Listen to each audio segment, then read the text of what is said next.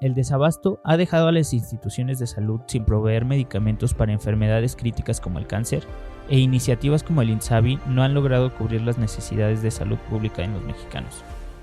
¿Cómo funcionaba el Seguro Popular y cuál es la diferencia con el INSABI? ¿Cuáles son las consecuencias de desaparecer el Seguro Popular? ¿Cuál es el resultado de cancelar un sistema de distribución de medicamentos que sí funcionaba? Quédate hasta el final de este podcast para conocer a detalle estos temas. Todos los miércoles a las 7 p.m. por Facebook Live. Escúchanos también por Spotify, Apple Podcast y Amazon Music. Bienvenidos. ¡Comenzamos!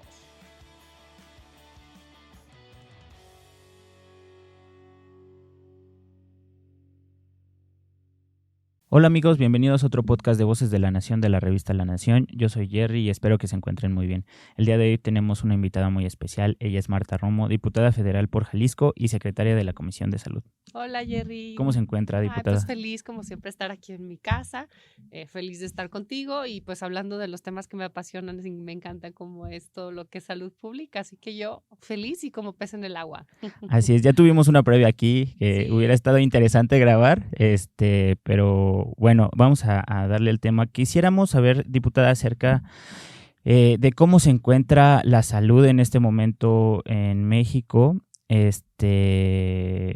Podríamos iniciar con cómo funcionaba o cuál es la diferencia del Seguro Popular, las consecuencias de su desaparición y el fracaso rotundo del INSABI, que hasta ellos tuvieron que cancelar porque pues es un total fracaso.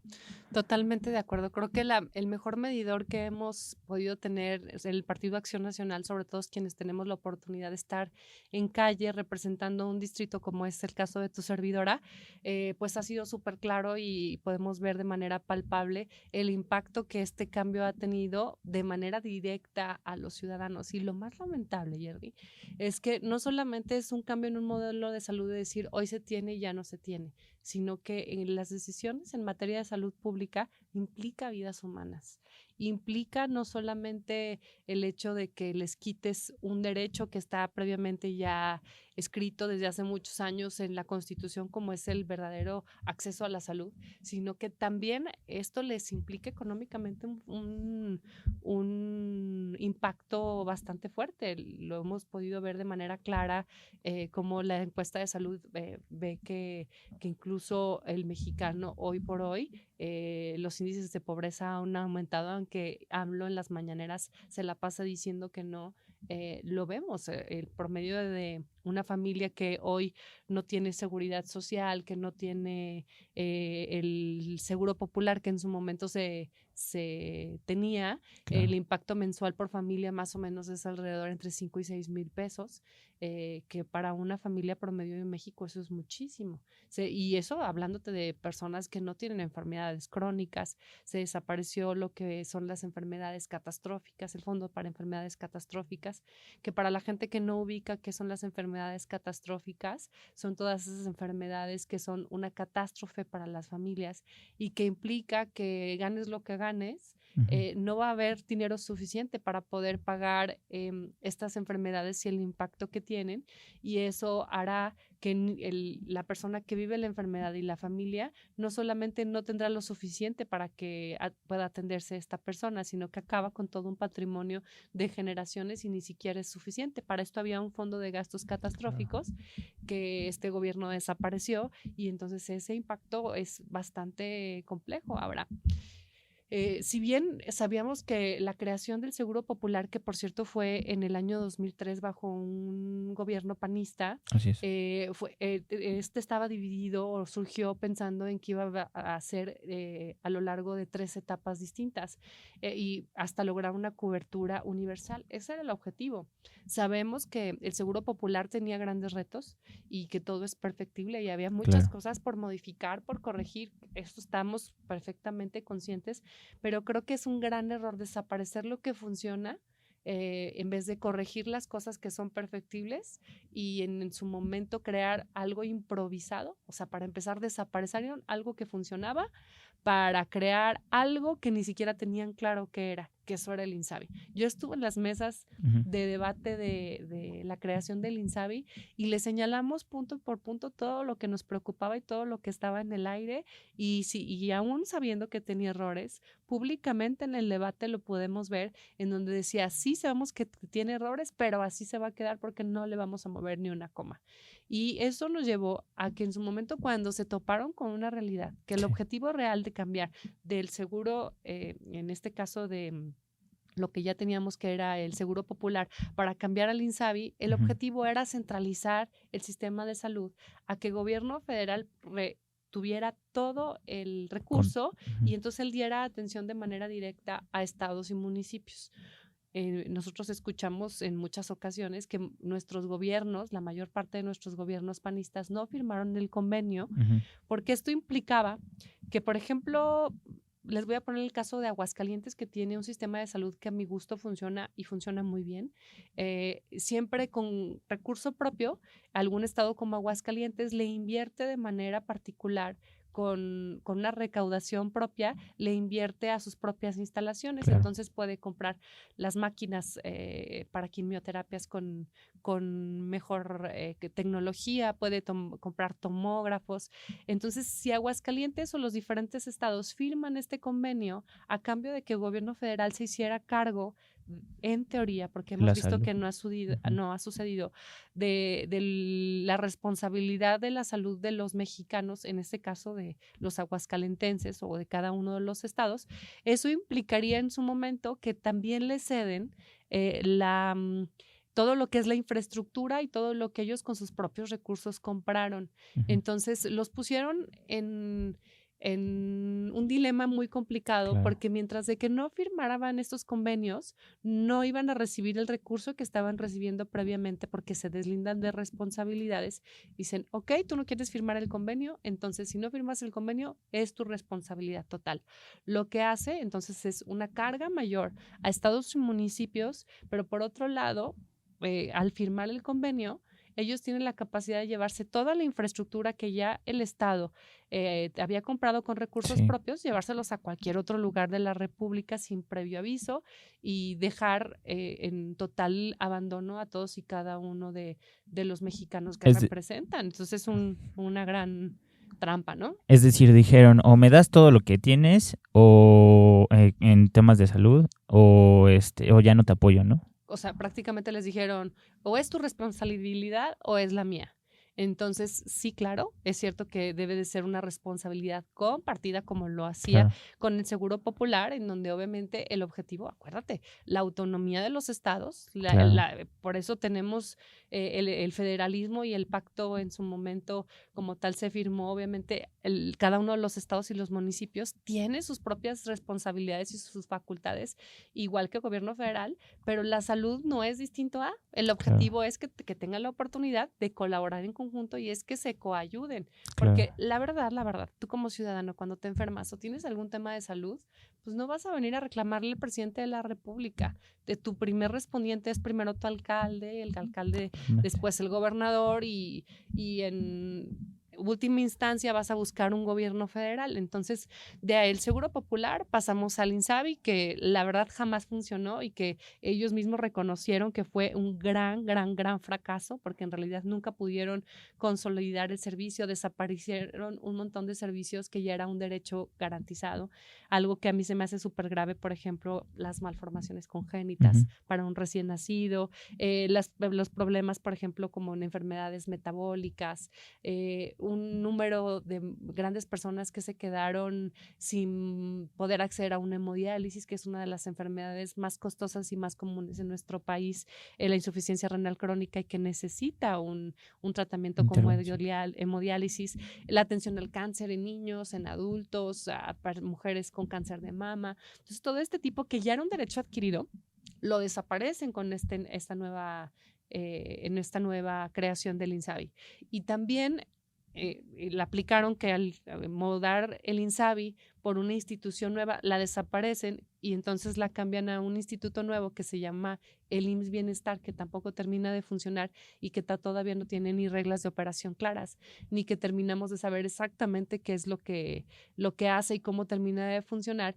Al desaparecer esta entidad, ¿qué crees? Los recursos que le otorgamos como diputados federales y que le otorga gobierno, simplemente jamás dieron cuentas. Jamás explicaron en qué se gastó, no dan transparencia porque simplemente desaparecen el instituto y jamás dieron una cuenta, jamás tuvieron transparencia al respecto y entonces estas decisiones tan graves dejaron a más de 53 millones de mexicanas y mexicanos sin un derecho ya adquirido, que ya contaban con el Seguro Popular y que no tienen derecho a ningún otro, o sea, que no han accedido ni al IMSS, ni al ISSSTE, ni a ningún otro tipo de derecho que pueda procurar su salud, entonces deja a 53 millones de mexicanos y mexicanas sin protección, entonces es muy grave.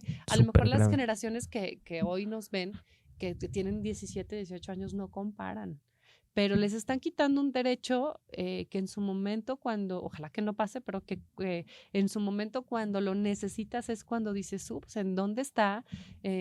¿Por qué no me cubre? No hay dinero que me alcance y entonces ya lo vimos cuando llegó el COVID, como la infraestructura era totalmente insuficiente, como la crisis que estamos viviendo también con este cambio del Seguro Popular al INSABI y al IMSS Bienestar ha generado también una incertidumbre que de por sí ya venía siendo compleja con el personal médico. Muchos están sin base, muchos no tienen, increíble, un doctor que no tiene acceso a alguna protección de seguro social o no tiene unas prestaciones fijas. Entonces, y mientras tanto siguen llegando los médicos cubanos de otros países. Incluso veíamos las batas por ahí en la pandemia, ¿no? Las batas que no tenían ni o sea, que se deshacían solas, ¿no? Para los doctores, entonces. Ese es el más claro ejemplo, porque, por ejemplo, al ser compras centralizadas, entonces tú como hospital decías, yo necesito 50 batas, ¿no? Pero las necesitas ya.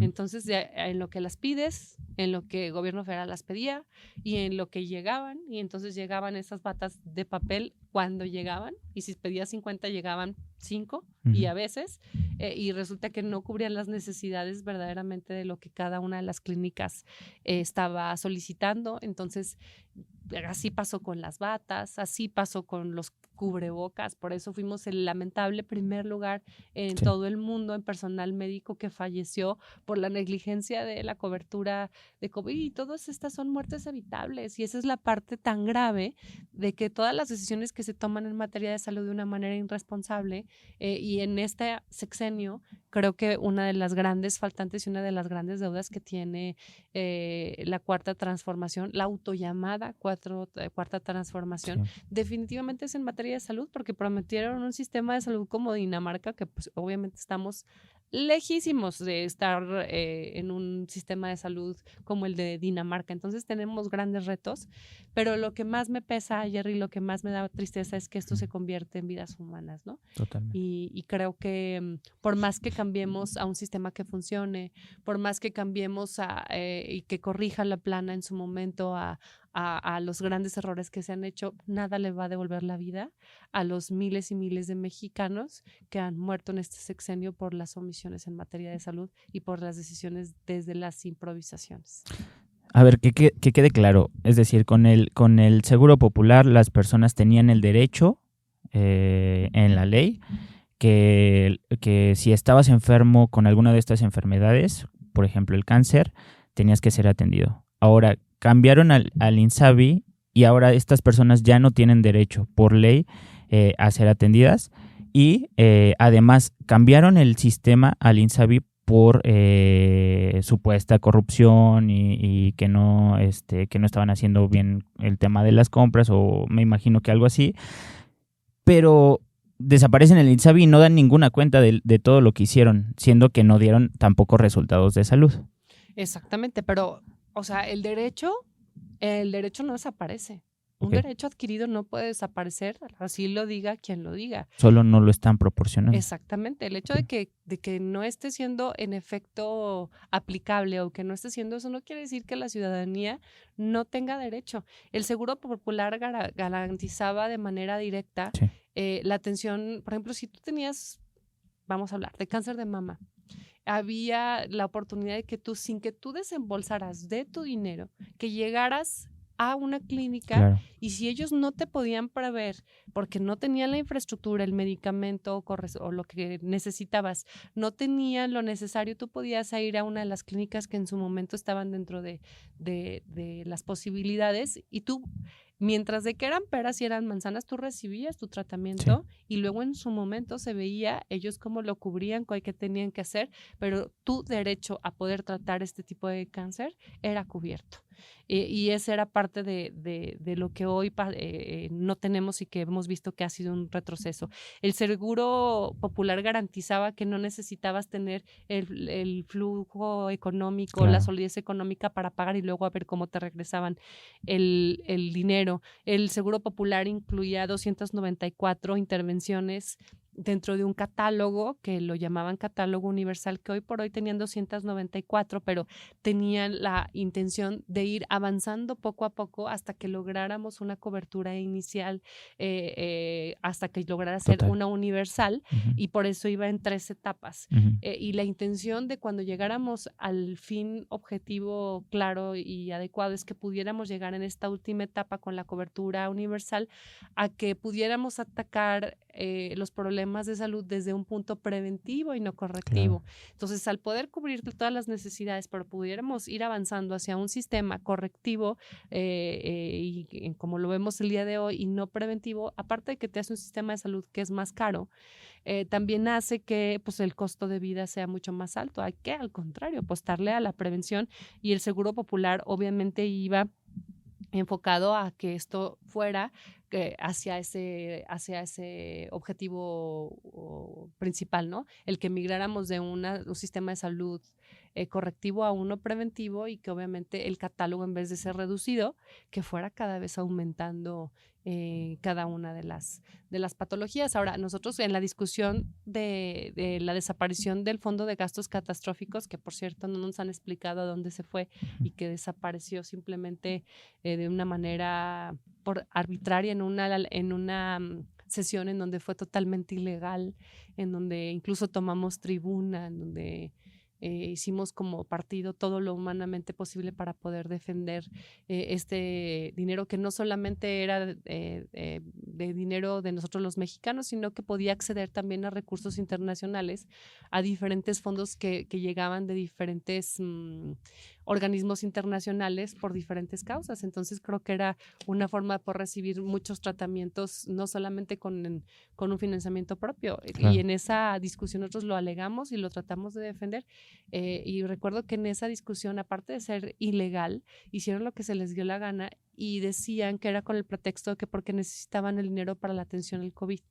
Y nosotros argumentamos que no necesitaban desaparecer el Fondo de Gastos Catastróficos. Si necesitaban este dinero, podíamos incluir dentro del catálogo de enfermedades catastróficas el COVID, claro. para poder utilizar una parte de este dinero para la atención al COVID, y entonces no tenías que desaparecer esta figura que podía acceder a otro tipo de recursos. Entonces, desde el total desconocimiento y desde la total negligencia, simplemente hicieron lo que se les dio la gana y luego reconocieron ups, la regamos. Fue un gran error de este gobierno, que lamentablemente no vemos que tengan la intención de querer corregir, mucho menos las herramientas y mucho menos la intención de querer hacer las cosas diferentes, y eso nos preocupa como partido muchísimo, porque, como te repito, estamos hablando de vidas humanas. Claro, ellos quieren tener el control de todo, sin embargo no saben hacerlo y están fallando a la población con esto.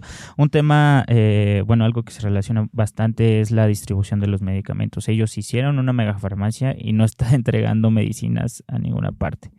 Sí, lamentablemente creo que cuando se toparon con la realidad de que los mexicanos verdaderamente estábamos muy molestos por la falta de medicamentos, entonces fue pues otra vez una simulación en donde previo a la elección hicieron una megafarmacia, pero el tema del problema de la distribución de medicamentos y la falta de medicamentos no es por falta de una infraestructura de donde pudiéramos tener el medicamento guardado.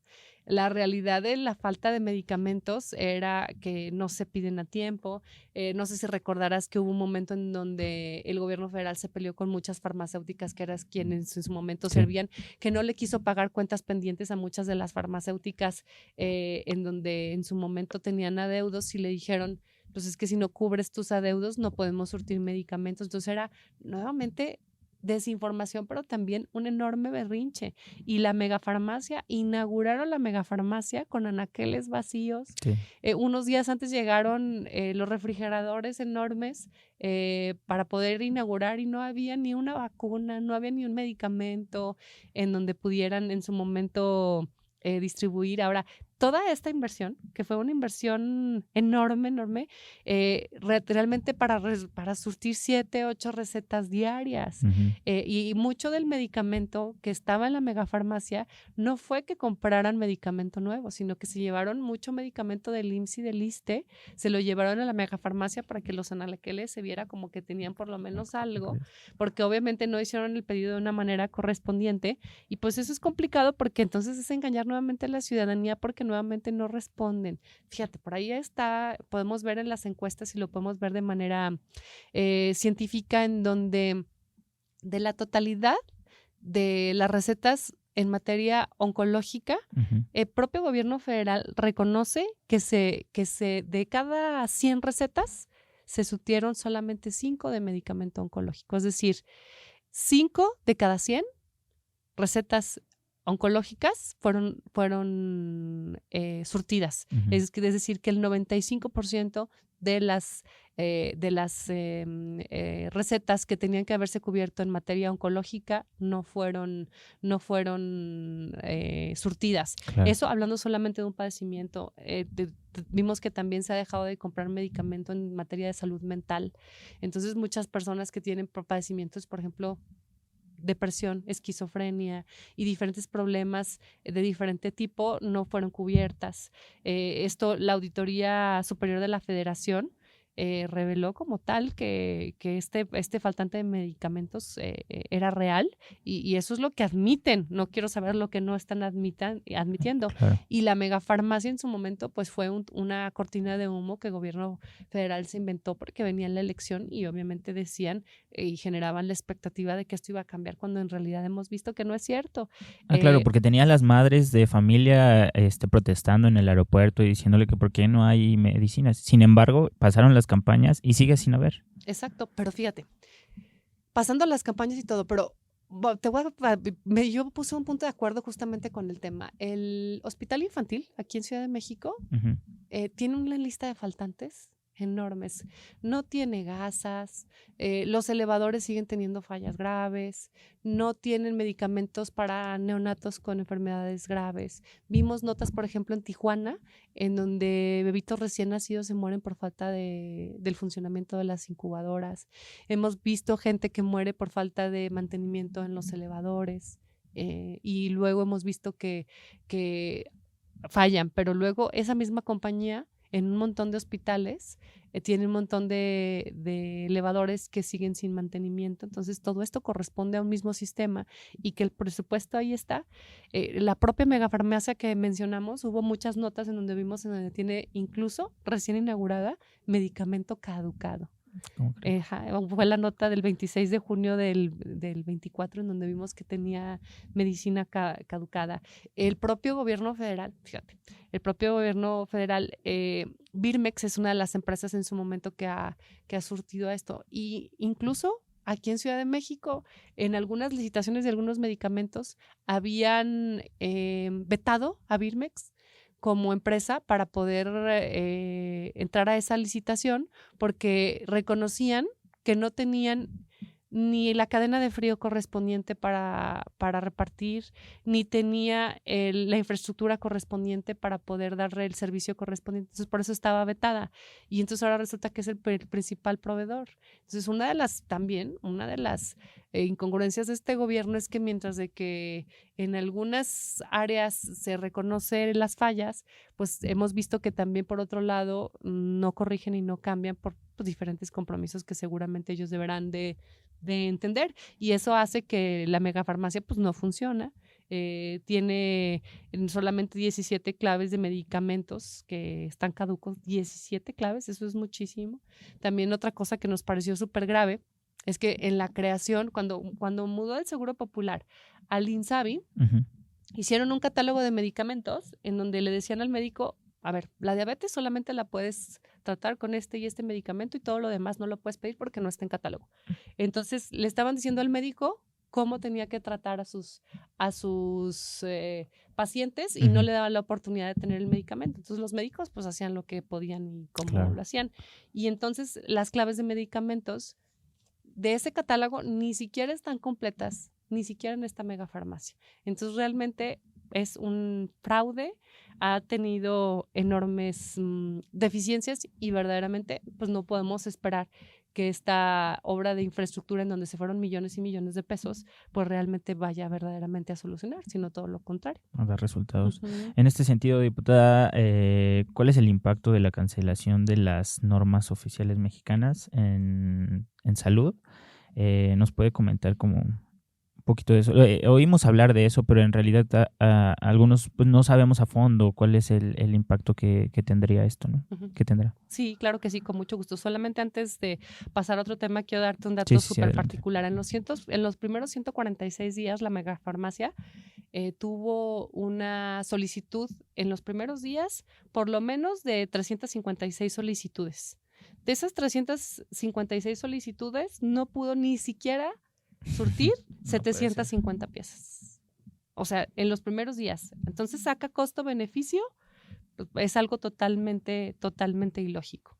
Las normas, volviendo al tema que me preguntas, las normas oficiales creo que también ha sido pues un berrinche que ha tenido el gobierno actual, porque entre muchas otras cosas sabemos que las normas oficiales tienen muchas cosas perfectibles. Claro. Ellos dicen que las suprimen porque son obsoletas, pero creo que no son del todo obsoletas y nuevamente están acudiendo a una actitud de manera constante que lo han hecho en diferentes momentos, en donde lo que es perfectible lo desaparecen con el afán y con la promesa de que van a hacer algo nuevo que funcione, pero en realidad es que nunca hacen nada que lo sustituye.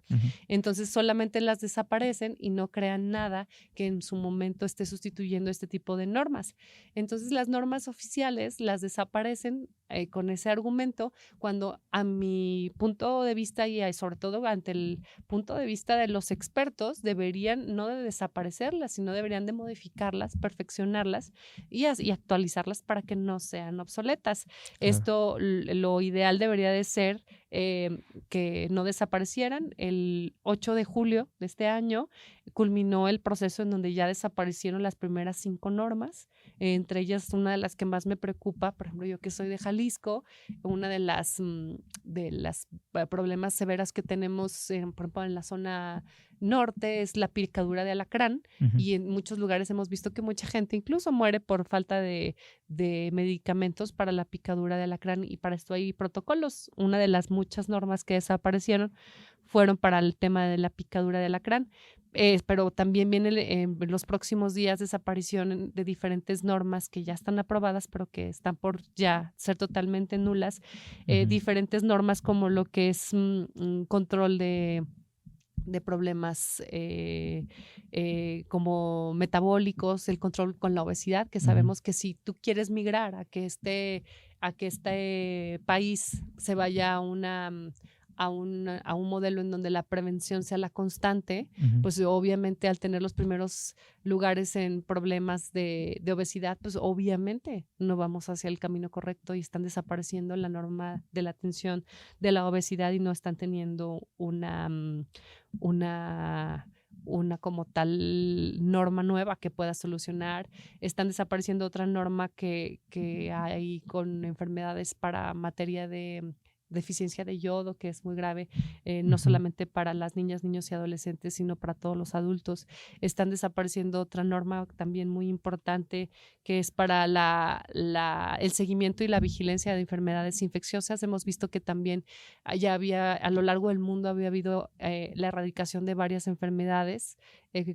Una de nuestras luchas particulares es con la tuberculosis, y estamos teniendo que la norma que tenemos al respecto de la tuberculosis le están desapareciendo.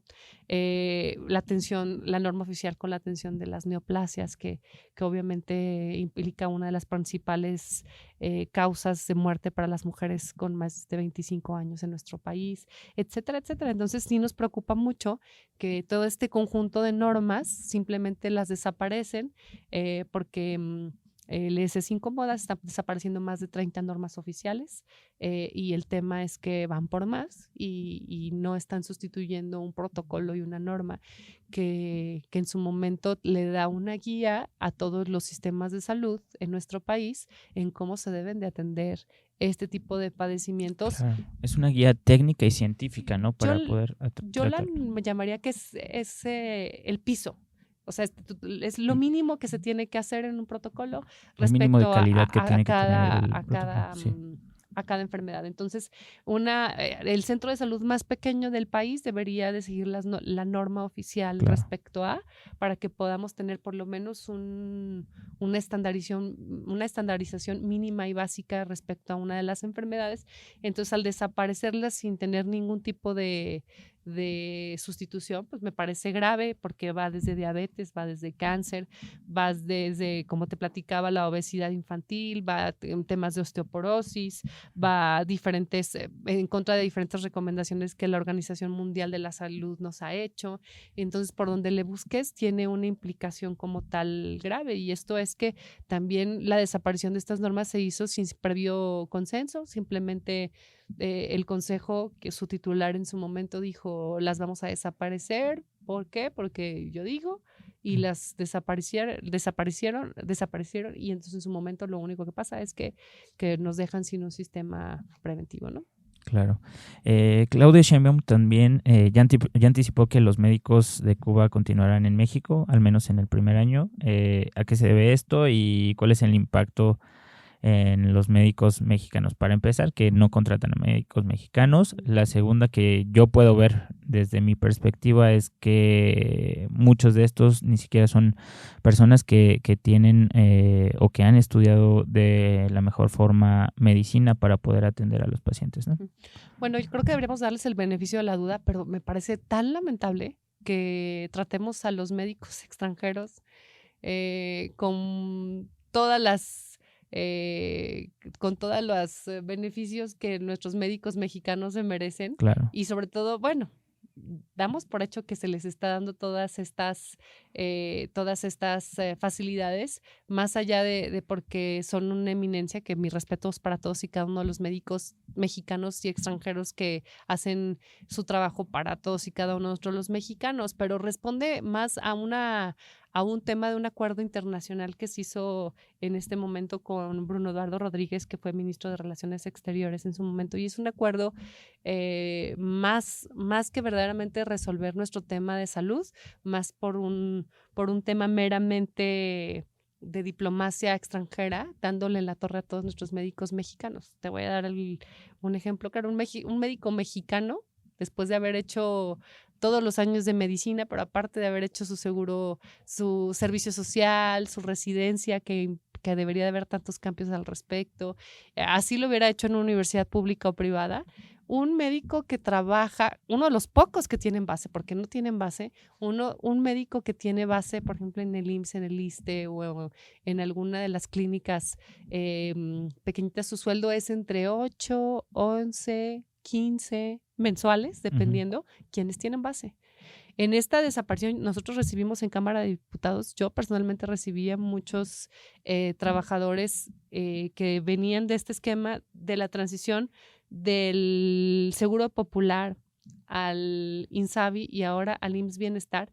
Y el tema es que muchos de los que incluso ya tenían base pierden su antigüedad, pierden sus derechos laborales, Claro. que van totalmente en contra de, y a muchos no le renovaron su contrato.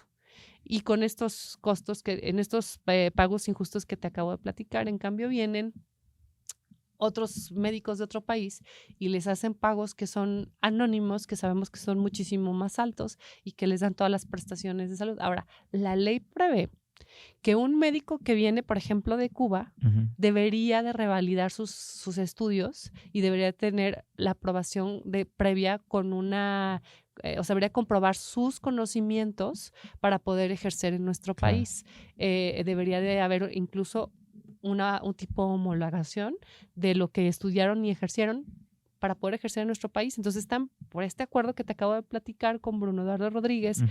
que es ministro de Relaciones Exteriores de Cuba, hace este acuerdo y simplemente les dan pase libre y atiende a todos los mexicanos. ¿Y cuántos de los mexicanos, doctores mexicanos, vemos que no tienen ni espacios ni prestaciones de salud y mucho menos también que no hay la intención de abrir todas estas escuelas de medicina, darles a las escuelas un presupuesto real para que puedan tener más espacios con nuestros jóvenes que quieren estudiar medicina y Claro. que les den, por ejemplo, a los residentes un pago justo, horarios justos, que no los manden a un montón de lugares que son inseguros sin mayor protección. Vaya, el más claro ejemplo, nuestros médicos no tienen ni gasas ni cómo protegerse, entonces me parece totalmente ilógico e injusto decir que no hay los suficientes médicos en nuestro país cuando en realidad los vemos en las calles protestando porque no les dan ni lo básico, ni mucho menos tienen una base y viene un extranjero a ocupar un espacio de un mexicano que se ha esforzado muchísimo, que incluso ha prestado un servicio social por un año sin pago y aparte ha tenido residencias con horarios tremendos, que hemos visto que la tasa de suicidios incluso del personal médico en esa etapa ha aumentado de manera significativa. Así que creo que hay mucho por hacer, mucho antes de darle simplemente el paso a muchos médicos extranjeros con prestaciones mucho mayores que a los mexicanos. Creo que Claro. es no darles un respeto a nuestros doctores. Ahora, yo con esto no te digo que no deben de entrar los médicos extranjeros. Bienvenidos siempre y cuando primero sean ocupados todos nuestros doctores, Claro. se le abran los espacios a nuestros jóvenes que quieren estudiar y que quieren ofrecer esta noble profesión, que todos los médicos extranjeros que quieren venir a nuestro país comprueben sus conocimientos como la ley lo prevé y en su momento, una vez que todo esto pasa, entonces también bienvenidos los Claro. médicos extranjeros y qué bueno que tengamos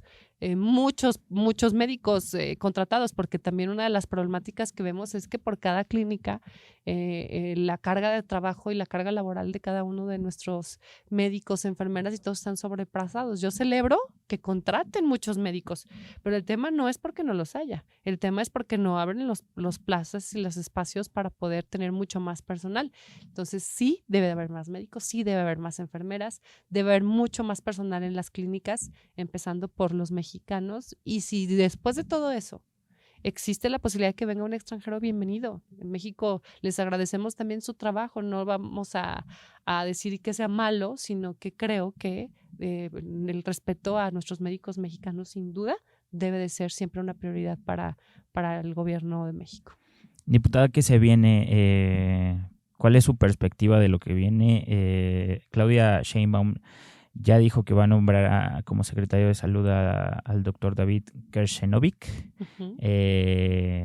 Se dice que es un buen perfil, pero pues vemos a Claudia respetando mucho la línea de Andrés Manuel López Obrador. Entonces, ¿cuál es su perspectiva? ¿Qué opina al respecto?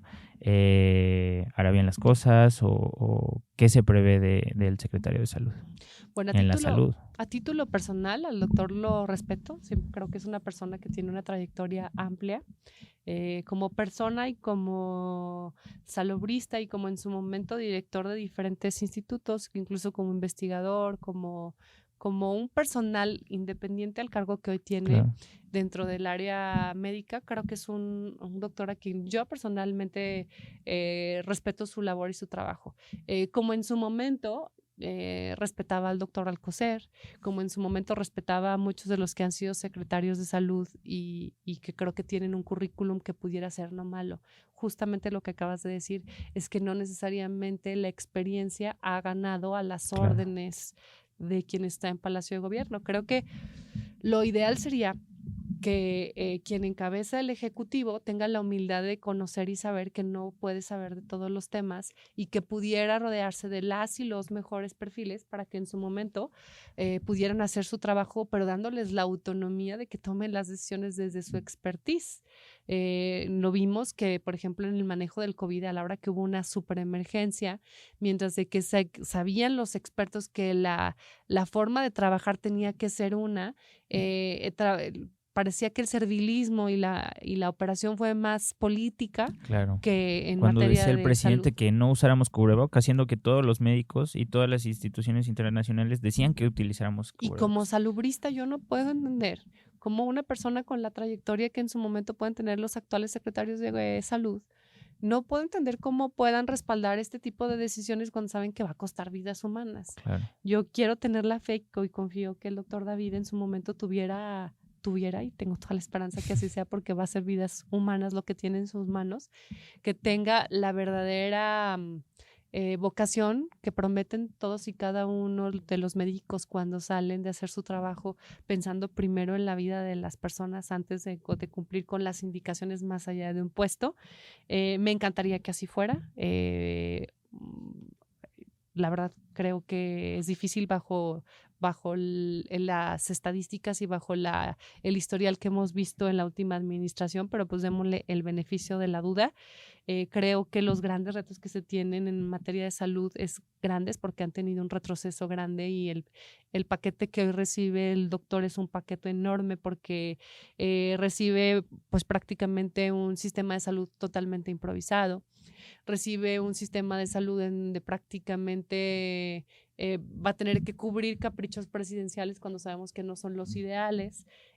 Sabemos que la forma en cómo se está llevando el día de hoy no es la adecuada y ante sus declaraciones en su momento en donde él asume que pues que claro que no va a tener un sistema de salud como Dinamarca, pero que va a tratar de hacerlo humanamente posible, me parece una declaración hasta hoy responsable, pero creo que en su momento una cosa es lo que él dice, pero otra cosa es lo que se prometió en campaña, que está muy lejos de parecer. En su momento se prometieron muchas cosas y se jugó con la gente en la campaña a la hora de decir todo lo que se les prometía en temas de salud, y creo que no le están dando las herramientas para que se pueda cubrir estas expectativas que los mexicanos tienen. Creo que los retos que se tienen es grande. Tiene que sí o sí ir hacia un sistema preventivo que no veo cómo, hacia una cobertura amplia que no veo cómo lo esté haciendo. Tiene que terminar de fijar cómo va a funcionar el IMSS Bienestar, fijar las reglas claras de cómo va a funcionar, que no las tiene el día de hoy. Entonces a mí me parece que es un doctor que tiene una gran trayectoria, pero que honestamente está entrando a un puesto con una venda en los ojos en donde ni él mismo sabe con qué cuenta y con qué no cuenta para poder hacer un trabajo que sabe que es un reto que está en retroceso enorme, porque dentro de los datos que hoy podemos tener, que es estadísticas y cifras puras, hemos visto que cuando AMLO llegó a este gobierno, la expectativa de vida era cerca de 74, 75 años en este país, y hoy por hoy entrega un país en donde el retroceso de la expectativa de vida ha sido por lo menos de 4 años. Eso con las cifras que ellos admiten. Y ellos podrán decir, es que el COVID, no es que no es el COVID necesariamente, es que también durante esos años del COVID se dejó de dar la atención primaria, se ha dejado de atender a las personas con problemas cardiovasculares, a diferentes personas que tienen enfermedades relativamente sencillas que son fáciles de corregir en una etapa temprana. Se dejó de hacer pruebas de prevención, se ha dejado de vacunar a nuestras niñas, niños y adolescentes si no tienen un esquema adecuado. Entonces eso obviamente le va a agregar una carga importante al sistema de salud, sobre todo a nuestras niñas y niños. ¿Cómo no los vacunas si sabes que es su derecho elemental y principal? ¿Cómo con los niños? Y él sabe que va hacia un país, obviamente, y que es la responsabilidad a partir de estos días va a ser suya, y va con una venda enorme en los ojos en donde va a ciegas de lo que hoy tiene, porque es una cosa lo que se dice y otra cosa lo que verdaderamente se va a enfrentar. Entonces no dudo que tenga un currículum hasta el día de hoy en las instituciones en donde estuvo, un currículum con mucho conocimiento, pero lamentablemente creo que no va a ser suficiente su currículum por la dinámica tan enorme y los retos tan grandes que se le vienen en este sexenio. Diputada, después de todos estos episodios, yo he llegado a concluir que este gobierno es nocivo para la salud. ¿Por qué? Porque, bueno, no nada más implica la salud del tema de la medicina, de los doctores, de prevención, sino también el tema de la seguridad. O sea, no tiene que ver con la salud mucho estar pensando en que te pueden secuestrar, en que te van a robar en el camión, en que, por ejemplo, es nocivo también en algunas actividades ecológicas como el tema del Tren Maya, ¿no? O sea, este gobierno es nocivo para la salud en todos los sentidos.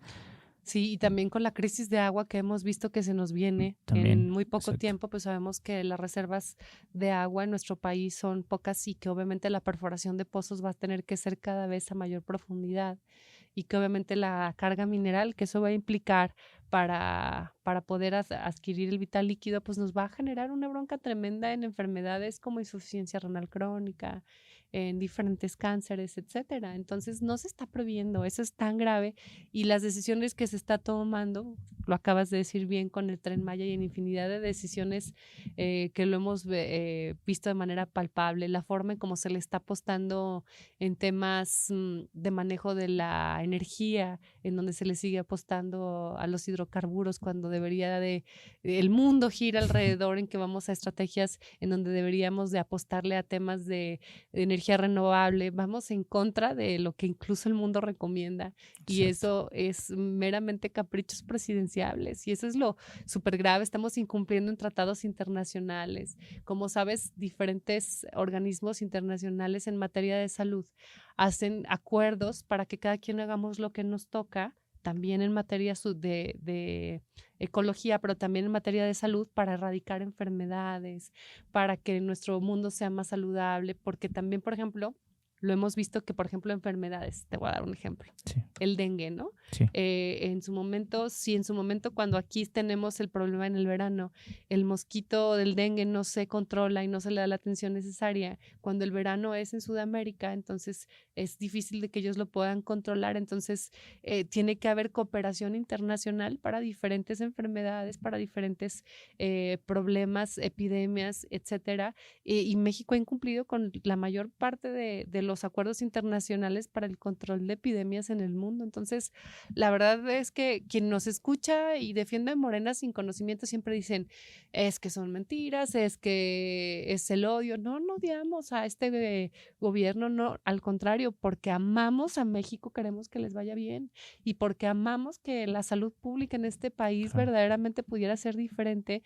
No es que nos guste ser pesimistas, es que invitamos al gobierno federal a un diálogo, invitamos al gobierno federal a que no, si no nos quiere escuchar a nosotros como oposición, que escuche a los expertos. Se los han dicho, mira, en todos los tonos, en todos los foros, y entonces siempre que estamos en las mesas dicen sí, pero a la hora que vienen las decisiones y las votaciones, con todos los argumentos, siguen votando cual borregos, sin mover una coma, sin hacer una atención.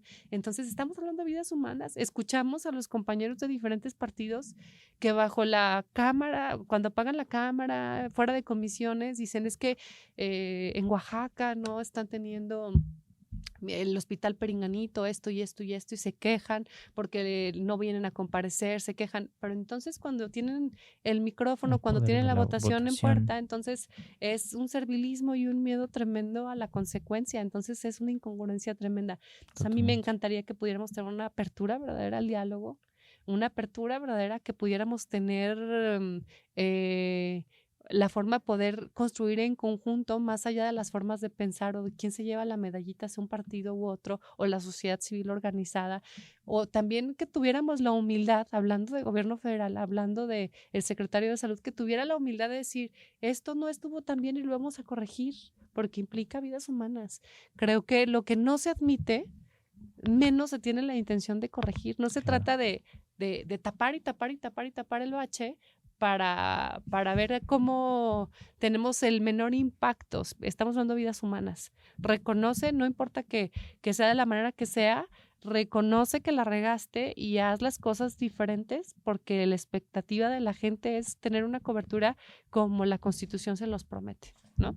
Totalmente. Diputada, ¿quieres agarrar una preguntita random para que se nos baje el coraje que traemos? No, qué miedo. Estas son las que me dan miedo, ¿sabes? Porque Sí. la verdad es que me puedes preguntar lo que sea.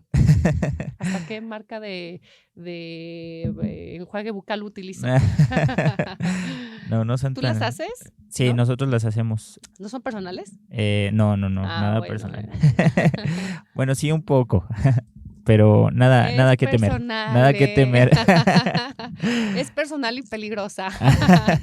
No es cierto. ¿Te la paso? A ver. Gracias. Dice... bebida favorita. Bueno, políticamente correcta debería decir que el agua, ¿verdad? Es lo que tenemos aquí.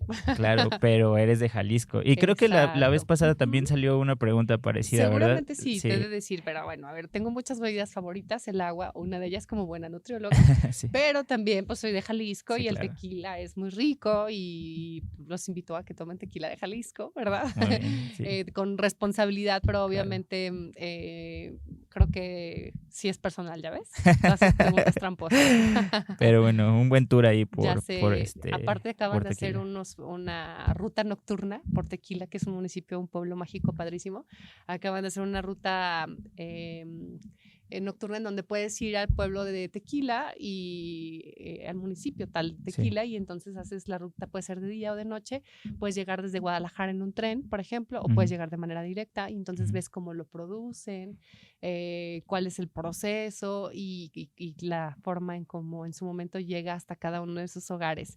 Entonces, más allá de que es una bebida alcohólica que hay que tomar con mucha responsabilidad, Claro. es toda una bebida que en su momento le da empleos a todos los jaliscienses. Mi región recientemente sí, porque se ha hecho exporta, el tequila se tequilera. exporta bastante, ¿no? Y Sí, claro, aparte acuérdate que tienen la denominación de origen, claro, y entonces para que el tequila se pueda llamar tequila, tiene tiene que que ser ser de hecho Jalisco. en Entonces mi Jalisco. zona, por ejemplo, la zona que yo represento, que es los Altos de Jalisco, la producción de agave ha venido en aumento y entonces obviamente la producción de esta bebida económicamente nos impacta a México, pero a los jaliscienses y a los salteños nos impacta de una manera importante. Entonces, como nutrióloga te digo que el agua, como jalisciense te digo que el tequila, como deportista te digo que un buen suero. Entonces depende en qué día, cuándo y cómo, ¿no? Claro, sí, totalmente. Diputada, nos están viendo y escuchando por todas las redes sociales, Spotify. Ampliamos por ahí nuestro catálogo desde la última vez. Ya estamos en Amazon Music y en todas las demás. ¿Algo que quieras agregar, algo que le quieras decir a toda nuestra audiencia? Bueno, primero, antes que a la audiencia, quiero felicitarlos a todo el equipo de este podcast y sobre todo de esta gran revista La Nación, porque te platicaba fuera del aire que mantener un proyecto vigente ahora por todas las redes sociales, como ha sido La Nación, así es un gran reto. Entonces, felicitarlos. Les platicaba fuera del aire que yo cuando era niña, mi abuelito fue candidato a diputado federal antes de que yo naciera. Entonces, yo nací desde muy pequeña viendo la revista La Nación en el escritorio de mi abuelito. Entonces, hoy poder estar aquí en La Nación, en cada una de sus presentaciones que cada vez se van actualizando a diferentes portales y todo, pues es un gran orgullo y me encanta poder ser parte de lo que en su momento nos dio origen al partido como tal, y que en tiempos en donde la comunicación no era tan abierta y tan fácil, era el medio en que nosotros podíamos conocer lo que el Partido Acción Nacional era y hoy es. Entonces, felicitarlos primero a ustedes. En segundo, pues invitar a toda la ciudadanía a que nos acompañe y escuche los temas actuales que tiene La Nación por platicarnos y por decirnos, porque el éxito de este tipo de plataformas es justamente gracias a quienes nos escuchan, que nos recomienden, pero que la vean, pero que la compartan con sus amigos y conocidos panistas, con la militancia, con la gente que simpatiza, con la gente que vive estos problemas y que entienda por qué es tan importante que las cosas sean diferentes. Y creo que hemos escuchado de manera constante la crítica en donde dicen que el gran reto del político es la comunicación, pero creo que nosotros podemos intentar comunicar, pero si la persona quien recibe la comunicación no tiene la apertura de hacerlo y sobre todo no nos ayuda a transmitirlo, Claro. entonces la limitación se hace todavía mayor, ¿no? Entonces, invitar a toda la ciudadanía que siga el podcast, que siga cada una de las plataformas, que le den like, que nos den like también en nuestras redes sociales, que estoy como Marta Romo Cuellar en todas y cada una de ellas, y pues felicitarlos más que nada. No, al contrario, diputada, para nosotros es un gran honor tenerlos a ustedes como representantes ahí que están en pie de lucha y velando por los principios y valores ya en las cámaras, y también para nosotros es un gran honor ser parte de un periodo de esta revista, y pues también se nos hace una gran responsabilidad que tenemos. Pero muchas gracias por su tiempo. ¿Y por qué no nos contestas ahora tú una pregunta? Adelante. Siempre nos las hace él, pero hoy le toca a él. Yo ¿no? le escojo ver, y usted sí. la dice. A ver si le toca una igual de personal, ¿eh? A ver. ¿Cuál es tu número de teléfono? No es cierto. Para todas las seguidoras que te han dado sus fans, ¿cuál es tu número de teléfono y a qué hora sales por el pan? No es cierto. Dice, vengo al pan diario. Dice, ¿hay algún proyecto del que te sientas particularmente orgulloso y por qué? Pues aprovechando que estamos en el podcast, pues la verdad es que sí me siento muy orgulloso, que no nada más soy yo, es todo el equipo de la revista que hemos estado, ya son 80 episodios los que Wow. tenemos, entonces todos han aportado de alguna forma, Panchito, Sergio, Alan, Mari Carmen, Juan Pablo, entonces la verdad es que sí me siento muy orgulloso de este podcast, y pues también pues honrado de poder estar con ustedes y platicar con ustedes. Qué gusto que chavos como tú también tengan este tipo dediquen su tiempo a eso. En los Altos de Jalisco tienes muchas seguidoras, así que mándale saludos, por favor, y platícales cuánto te pueden ver. No, pues saludos a todos, y nos pueden ver todos los miércoles a las 7 de la noche por Facebook Live, y también a partir de los jueves sale el episodio por todas las redes sociales. Listo, esta pregunta entonces era para ellos. Muchísimas gracias. Pues gracias, diputada, gracias por tu tiempo y gracias por venir hasta acá. Al contrario, gracias a ti, felicidades nuevamente, y a todos en cabina y a todos los que hacen posible este podcast, pues un agradecimiento y un abrazo para todos. Saludos. Muchas gracias, nos vemos y escuchamos en el próximo episodio de este podcast Voces de la Nación, de la revista La Nación. Hasta la próxima. No olvides escuchar el próximo episodio. Hasta la próxima.